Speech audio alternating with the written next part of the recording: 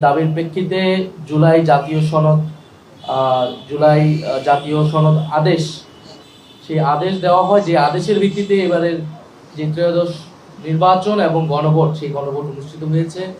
গণভোটে জনগণের রায় সংস্কারের পক্ষে এসেছে, হ্যাঁ পক্ষে এসেছে। এখন আমাদের আগামীকাল থেকে যে দায়িত্বটা, সেটা হচ্ছে এই রায় অনুযায়ী, গণভোটের হ্যাঁ অনুযায়ী এই রায় হচ্ছে বাস্তবায়ন করা। আমরা জাতীয় নাগরিক পার্টি এনসিপি কিন্তু সংসদ নির্বাচন অংশগ্রহণ করেছি, সংসদে যাচ্ছি এই জুলাই জাতীয় সনদ এবং এই যে সংস্কারের আকাঙ্ক্ষা, সেটা বাস্তবায়ন করার জন্য। এটাই আমাদের ম্যান্ডেট, জনগণ আমাদেরকে এই ম্যান্ডেট দিয়েছে। ফলে সেটার জন্য আমরা মনে করছি যে আগামীকাল শপথের আগে এবং এই অন্তর্বর্তী সরকারের শেষ সময়ে এসে এই দলিলের সম্পূর্ণতার লক্ষ্যে জুলাই জাতীয় সনদ বাস্তবায়নের স্বার্থে আমাদের স্বাক্ষর করা প্রয়োজন। আমরা সেই উদ্দেশ্যে স্বাক্ষর করেছি এবং স্বাক্ষরে আমাদের যেটা কমেন্ট আমরা রেখেছি যে আমরা কোনো নোট অফ ডিসেন্ট এটা ব্যতিরিকে আমরা স্বাক্ষর করেছি এবং গণভোটের গণরায় পূর্ণাঙ্গ বাস্তবায়ন হবে এই সাপেক্ষে।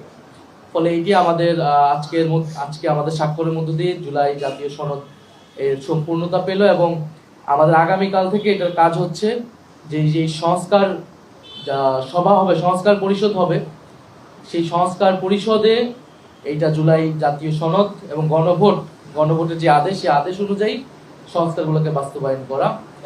তো আমরা আগামীকাল আমাদেরকে আনুষ্ঠানিকভাবে জানানো হয়নি, কিন্তু আমরা আইন উপদেষ্টা এবং সংসদ বিভাগের যিনি সচিব রয়েছেন তার সাথে কথা বলে, অনানুষ্ঠানিকভাবে কথা বলে জেনেছি যে আগামীকাল 2টি শপথ অনুষ্ঠিত হচ্ছে এবং এটাই হওয়ার কথা। যে কারণ এই গণভোটের আদেশে খুব সুস্পষ্টভাবেই লেখা আছে যে যারা নির্বাচিত হবেন, নির্বাচিত প্রতিনিধিরা জাতীয় সংসদের সদস্য হবেন এবং সংস্কার পরিষদের সদস্য হবেন একই সাথে। ফলে একই সাথে আগামীকাল 2টা শপথ হবে।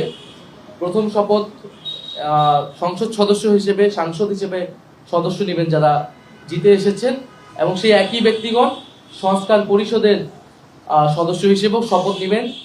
একই সাথে পরপর 2টি শপথ হবে, এরকমটাই আমরা জানি। গণভোটের আমাদের আদেশেও সেটাই লেখা আছে এবং এই শপথ কে পড়াবেন এটা নিয়েও কোনো সন্দেহের অবকাশ নেই।